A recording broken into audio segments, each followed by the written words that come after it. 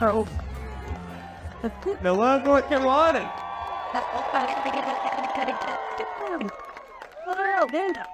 It is good to be in Selma. It is good.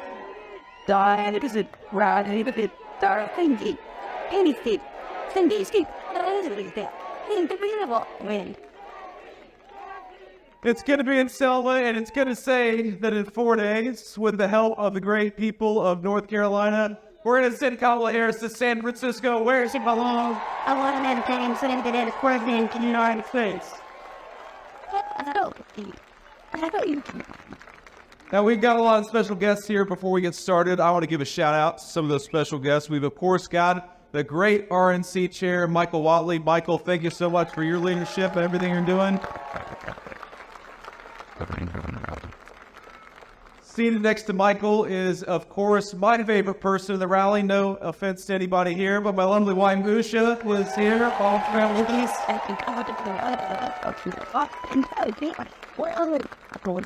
We've got a special guest, but he's on the way. His flight was late, but if I talk for long enough, then Donald Trump Jr. is going to be here later.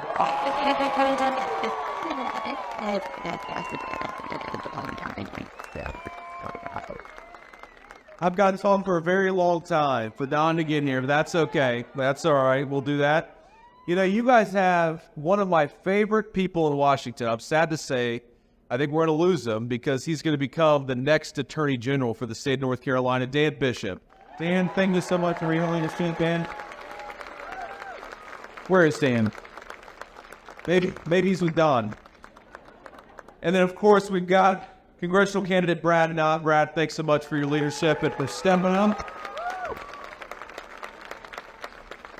And when you guys send Brad to Washington, you send Donald J. Trump to the White House. We're doing a lot of good together for the people of North Carolina. So God bless you, Brad. We're doing to be willing to serve.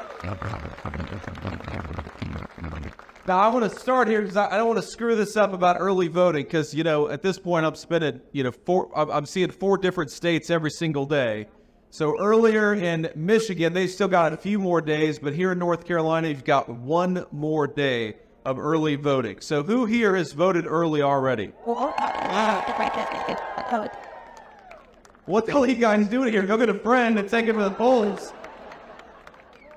Who is still planning to vote either in a few days or on election day? That's still a pretty good crew. All right, sounds good. So, look, however you're going to vote, if you plan to vote early, and please, we'd love to bake as many votes as possible. You've got to do it by tomorrow.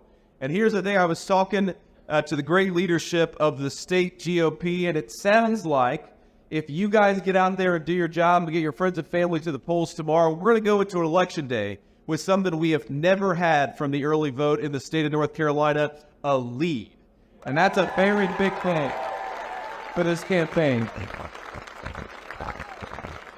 So we're going to win election day voting in the state of North Carolina, but normally we've got to win election day voting by a big margin.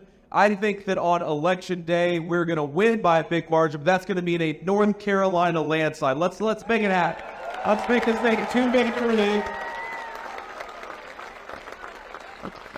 I don't want to win North Carolina by 20,000 votes. I want to win North Carolina by 200,000 votes, and I'd like to have your vote in there.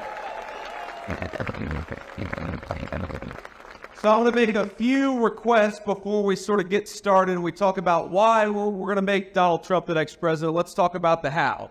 So number one, there's a website, swampthevoteusa.com, swampthevoteusa.com. We built that website to show you your polling location so you can check where you can go vote. You can check how to get involved in these last few days, but we've got to get out there and make it happen. So number one, go to swampthevoteusa.com.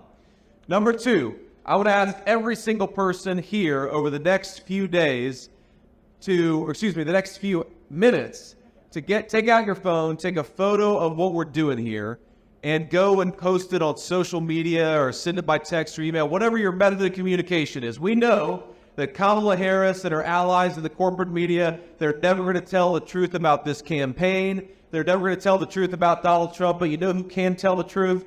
We can.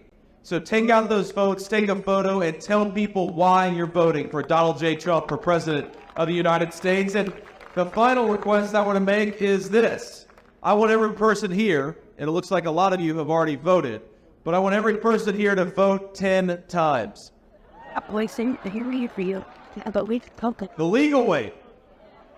We've got New York Times reporters in the back, and I'm sure they're going to write later today that they're going to write later today that J.D. Vance came to Selma, North Carolina, and encouraged mass voter fraud at his event. But here's how you can vote the legal way 10 times is you take yourself out to vote and you get 9 of your friends and family to go along with you. And if we do that, we're going to win the state of North Carolina. Now, I want to talk just a little bit about our Democratic opponents, Kamala Harris and Tim Walz. And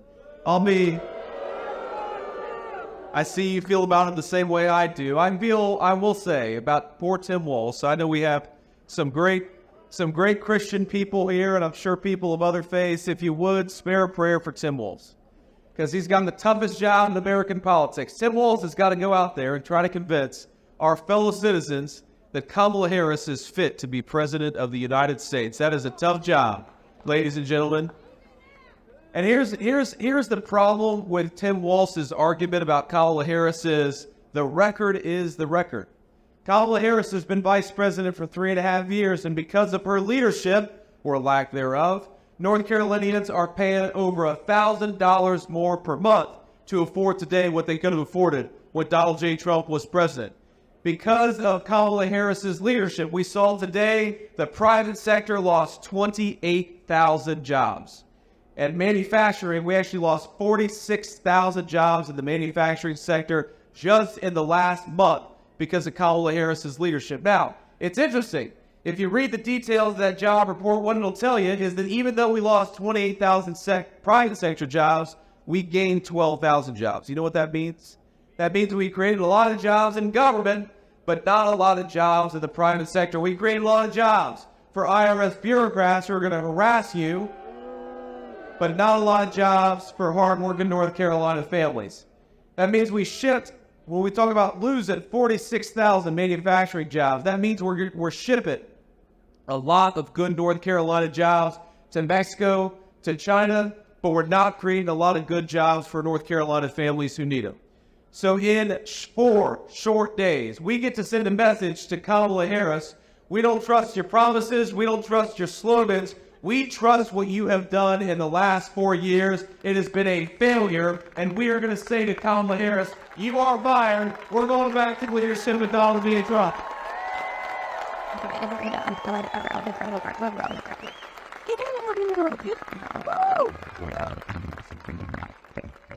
You know, here's the thing about Kamala Harris. You know, here I am, being all bipartisan. I said something nice about Tim Walz. I asked you guys to pray for Tim Walz, right? That was nice of me. And I'm going to say something nice about Kamala Harris. I think that every time she gives an interview, we gain about 50,000 votes. By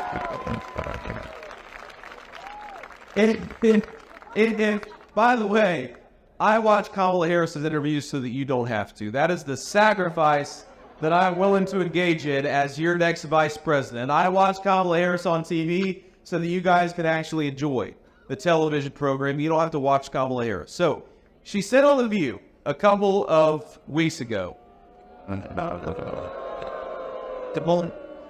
do it, my friends. Do not watch Kamala Harris on The View. You'll lose about 20 IQ points if you do. And we need you. We need you as strong and as smart as possible over the next 4 days. But she says on The View, remember, the whole argument of her campaign is that she is somehow going to fix the problems that she created in the first place. Remember, thanks to Kamala Harris's leadership, gas prices in North Carolina are up 40%. Thanks to Kamala Harris's policies, grocery prices in this state are up over 20%. Thanks to Kamala Harris's policies, housing has become unaffordable for young North Carolina families. That is the record of Kamala Harris's leadership. Now, she doesn't like to own up to that record. She doesn't like to fess up to that record, so what does she do? She goes around and in her scripted speeches with a teleprompter telling her what to say, she says that she has nothing to do with the leadership of the last 4 years. She would almost have you believe that she's never even met Joe Biden, even though she is the sitting vice president, and she cast the tie-breaking vote on many of the worst policies of the last 4 years. But in her defense, while she lies when there's a teleprompter telling her what to say, she will occasionally answer a question honestly. And I think that's what a true Kamala Harris gaffe is, when she accidentally tells you the truth about what she's been doing for the last few years. Now, in the View interview, they said, what would you have done differently from Joe Biden over the last 4 years? And Kamala Harris said, nothing comes to mind. Now, that could be, in her defense, that could be the slogan of the Harris-Walz campaign. Harris-Walz, nothing comes to mind. But, in a 20-second interview clip, Kamala Harris revealed that the entire argument of her campaign is fundamentally not true, because she represents the same tired approach, the same failed policies of the last 4 years, and I don't think North Carolina families can afford it. I don't think North Carolina families want it. And what I do think the North Carolina families want is to get back to the common sense leadership of Donald J. Trump about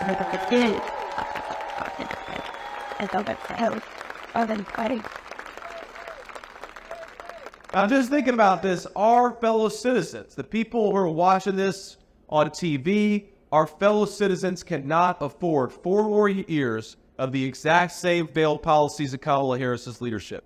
You know that credit card delinquencies in our country have gone up to over 9%? That means about 1 in 10 of our fellow citizens can't afford their bills because of what Kamala Harris is doing.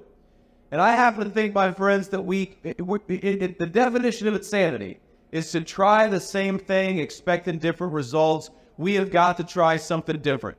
And the good thing about Donald J. Trump, it's not just a bunch of plans, and it's not just a bunch of promises. When Donald J. Trump was president for 4 years, he actually delivered. And that's something that's different about the career politicians in Washington, D.C.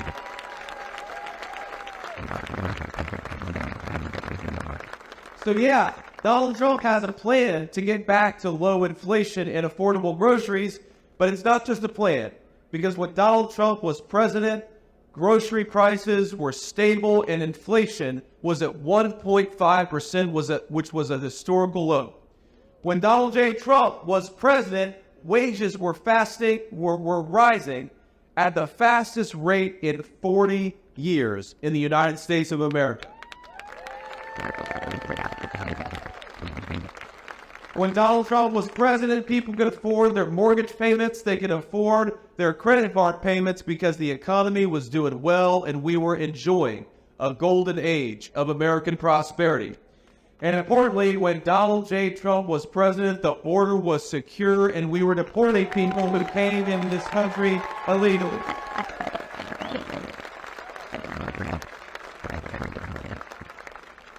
Now, there's a connection, of course, there's a big connection between what I think is the biggest problem for Americans who are suffering from the affordability crisis and the illegal immigration problem.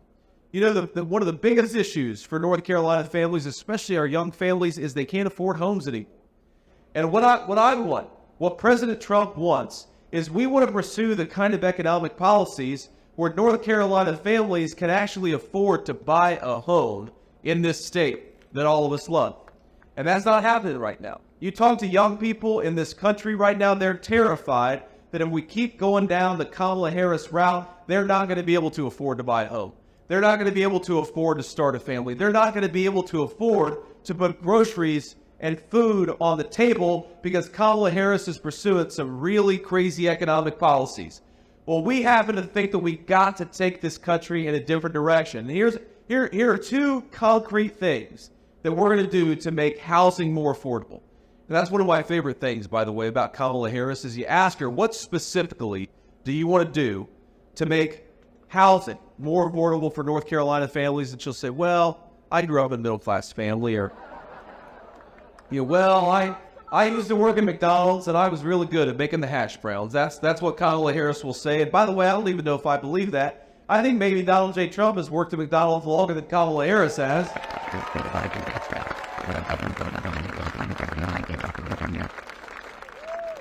But here is the concrete plan for how we're going to lower housing prices for North Carolina families. And I got to tell you, my friends, I grew up in a working class family.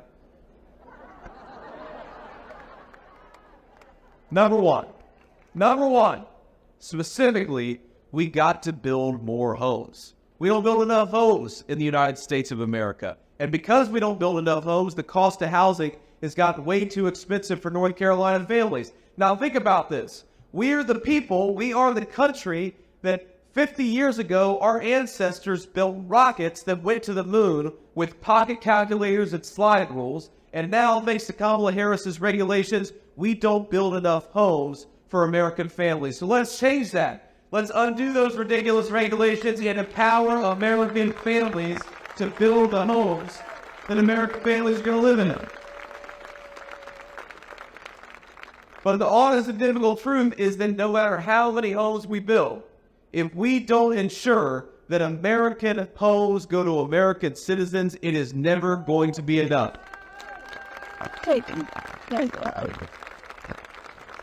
And this, my friends, is the connection between the border crisis and the housing affordability crisis.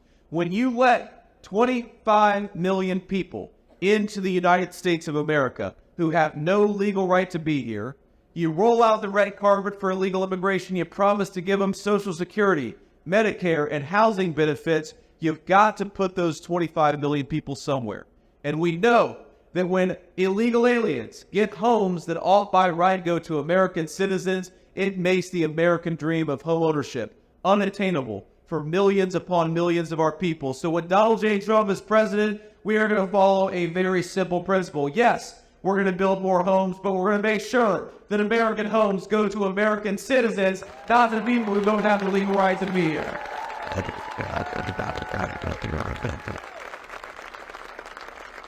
And look, the border crisis is more than just a housing crisis. The border crisis is a drug crisis because we've allowed the Mexican drug cartels to bring in fentanyl at record levels. We've got 100,000 American citizens who are dying of fentanyl overdoses every single year because Kamala Harris let the drug cartels turn this country into a drug trafficking zone. Now, a lot of you know my story. A lot of you know that my family struggled. My mom struggled with addiction. And I'm proud of my mom, my friend. She's now about to celebrate 10 years clean and sober. And I'm so proud of her.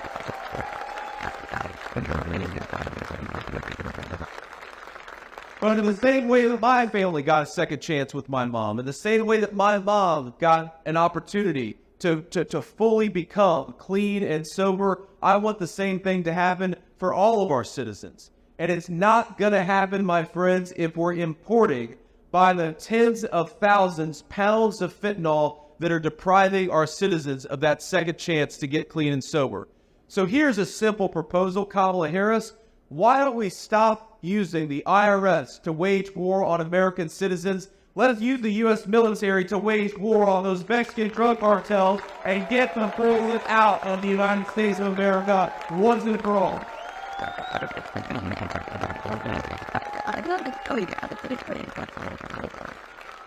While Kamala Harris is saying to roll out the red carpet for millions upon millions of illegal immigration, Donald J. Trump has a different plan. Pack your bags, illegal immigrants, because in 3 months, you're going back home.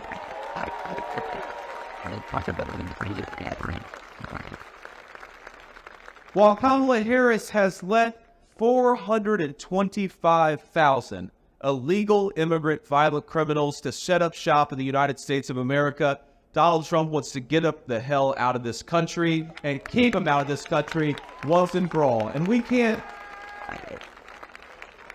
425,000 illegal immigrant criminals, that is an unfathomable number of people who don't even have the legal right to be in this country. That's more than twice the size of the United States Marine Corps. I'm a proud veteran of the United States Marine Corps. Semper Fi to all Marines. And we thank everybody for their service, whatever branch of service they served in, but more than double the size of the United States Marine Corps in this country because Kamala Harris refuses to do her job as border czar. That's a disgrace. And we can do so much better, and we will in 4 days when we make Donald J. Trump the president-elect once again.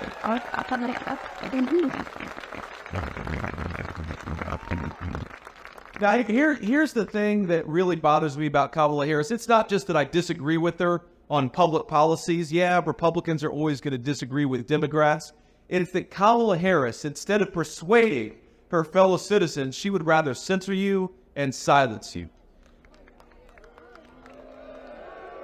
Think about this. When confronted with her citizens who are telling Kamala Harris that you did a terrible job by opening up the southern border, what does Kamala Harris do? She calls them racist. She calls them nativists. She calls them bad people for daring to notice that Kamala Harris flooded this country with Mexican drug cartels and fentanyl. When confronted with her wide open southern border, Kamala Harris would rather call you names than fix this country's problems. When confronted with the fact that Americans can't afford groceries, she would rather insult her fellow citizens, call them fascists, and call them garbage, rather than recognize that her policies have been a failure. Here's a simple statement, my friends, and I think we speak for all of our fellow citizens. Whether you agree with our politics or not, whoever you're voting for, and we certainly hope that you're going to vote the right way and make Donald J. Trump the next president.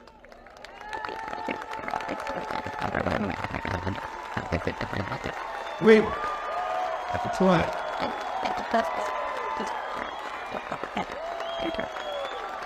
There he is. You got it out. You got it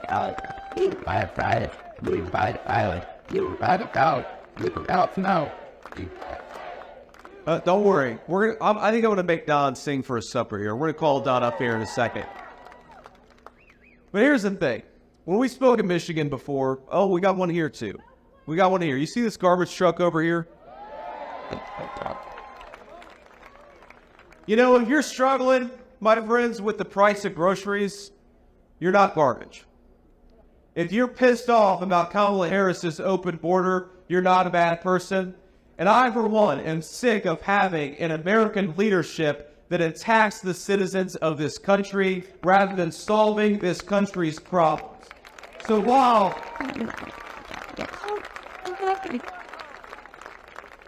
I think it's ridiculous that Kamala Harris calls us garbage, I do think that in 4 days we ought to take out the trash in Washington, D.C., and that was Kamala Harris being failed innocent. One out of eight in the moment of the starters. But the connect.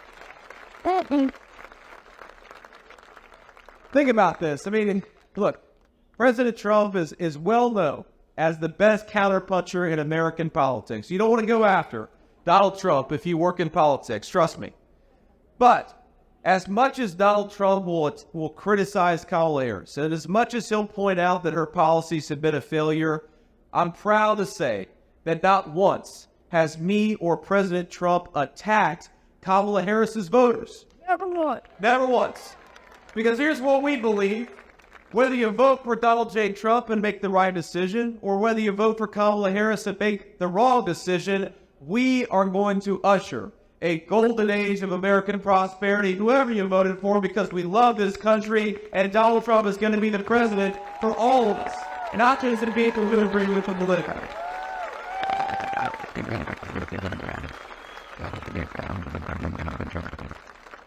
You're not garbage for wanting the southern border enforced.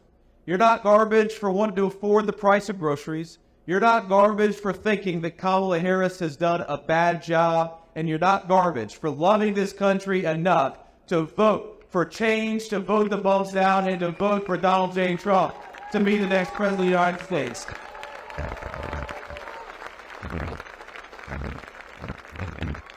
And on that note, let me just close with a couple of comments before I bring Don up here. First of all, I've lost a lot of friends because of my public service and my politics over the last couple of years.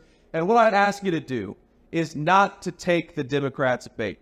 I want you, over the next 4 days, I want you to work as hard for us as you can. I want you to work as hard to persuade your friends and family that Donald J. Trump is the candidate of peace and prosperity, that Donald J. Trump is the candidate of a secure southern border, and that Donald J. Trump, when he's president, is going to make groceries and gas affordable for our people once again. I want you to convince them of that because it's true, and all of us here believe it. But if you're not able to convince them, and they do vote the wrong way, I want you to love those people anyway.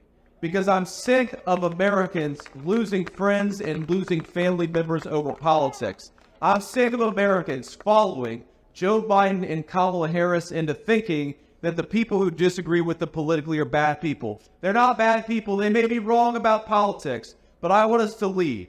Because when Donald Trump is president, trust me, he says it in public. He says the same thing in private. He wants prosperity back for all of us, whoever we voted for, because that's the job of an American president, and that is the feelings of an American patriot.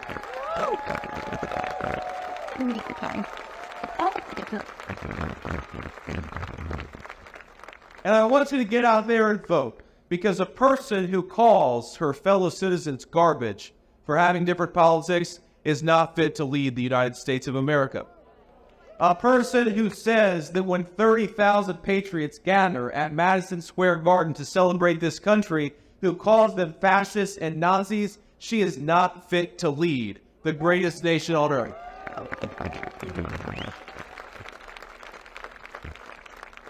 And so in 4 days, I don't want us to just make Donald Trump the president of the United States. I want us to reject Kamala Harris's broken policies. Let's reject Kamala Harris's open border. Let's reject Kamala Harris's broken economic leadership. And let's reject Kamala Harris attacking her fellow citizens instead of serving this great nation. My friends, we got 4 days. Let's go get it done. God bless you. Thank you for having me. And let's get our man both in finish line. Thank you all. Oh, that's it. Very good. No. We're not done yet. I told you I was going to make Don sing for supper here. So without further ado, let me invite my friends and a great patriot up here to address the great patriots of North Carolina. Don, come up and say a few words. Let's give Don a round of applause.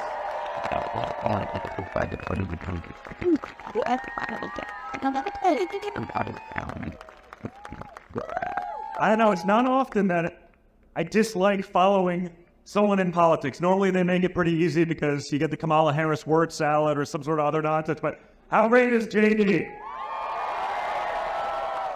What I love most about JD is that for our movement, for America First, isn't it nice to have a bench? Isn't it nice to have people that'll fight for you the way my father has fought for you? And that's what we have to do, guys. For the next few days, we gotta run, we gotta fight, we gotta vote like you're the third monkey in line for the Ark and it's starting to rain. And that's the reality. You see it all every day, right? You see, this poll's designed to make you overconfident, so you sit at home. This poll's designed to demoralize you, so you sit at home. Don't fall for any of the psyops. Don't fall for any of the nonsense. Overwhelm them. Rate your friends. Call your neighbors. Text everyone you know, especially in the swing states. Just get them out and vote. It's a unique election. We're used to politicians who are making promises. They'll tell you everything you need to hear. They get your vote, then they do whatever the swamp or their special interest billionaire friends tell them to do. This election, it's actually different. You've actually lived under the policies of both administrations. You've been there. You've seen it. You had 4 years under Trump.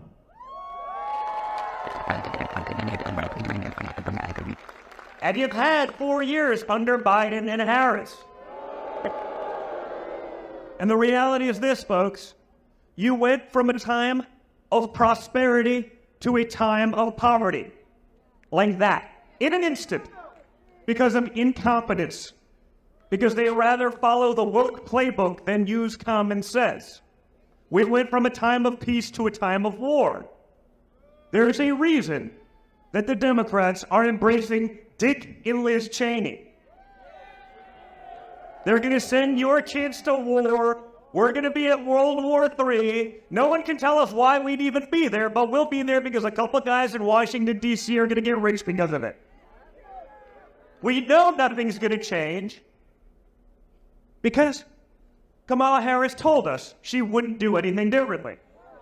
She's said that 7 or 8 times now. And you would think, after the first time, you'd think, maybe, I don't know, just maybe, after even the liberal press destroys you, you'd think when you're asked the question the second, third, fourth, fifth, and sixth time when you do differently, you'd think you'd be smart enough to come up with an answer.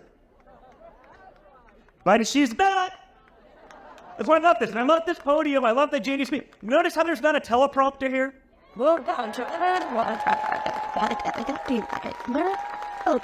Yeah, I was in Batcave, North Carolina this morning. We were handing out literally like $250,000 worth of the KUIU gear to people who lost everything. Clothing for the volunteers, for the people who are fighting. With the great oaths and Samaritans first doing the work that be the CPD. I was up there 2 weeks ago, much closer to the incident, and I got to see both the worst of Mother Nature as well as the best of America, the best of humanity in action. Guys, it's not that hard. We can fix these things, but we can't do it by ourselves. We can't do it alone. We've seen that. When my father was the president of the United States, they canceled, shut down, suppressed, censored the most powerful man in the world. They then tried to impeach him twice. They tried to jail him. They tried to take away his businesses. They want to put him away for 750 years. Seems like a long time for creating jobs, low interest rates, a solid economy, peace deals in the Middle East. I know that goes against everything Washington stands for, but it seems rather extreme.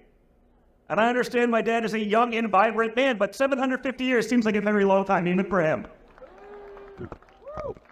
So guys, it's in your hands at this point, okay? One guy can't do it by himself, but with an army of you, putting in every effort imaginable for the next few days, we can win. It's not a fair fight. We don't pretend it is. You see the press today, right? My father says, it's strange. If Liz Cheney wants to be in all of these wars, she should pick up arms. But it seems like the people that get us in the wars never seem to be the people fighting them. The media says, Donald Trump thinks that Liz Cheney should be shot. But that's what we're dealing with, right? They have nothing else. They can't run on their accomplishments because they have none.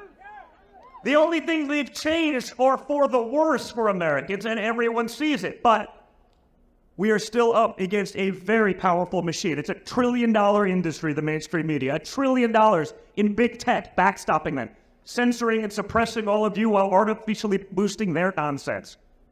But again, we all get together. We all put in that effort. We all put in that time. We can and we will fix our country. We will make it great again.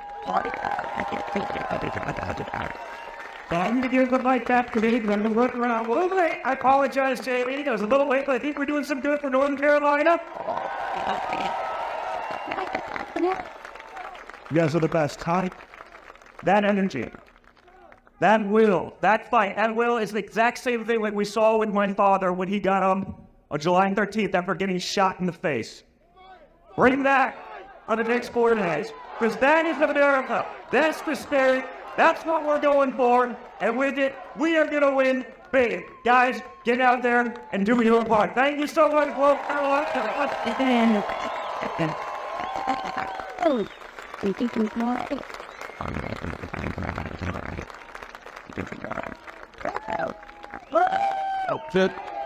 Just an awesome guy and an awesome family. Thank you. So,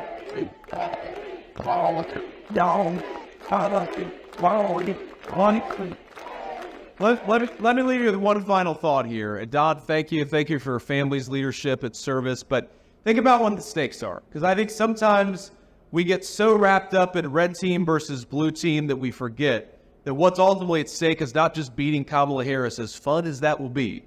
What's ultimately at stake, my friends, is that there are people in our country who are hurting, who could have better lives if Donald J. Trump gets back in the White House.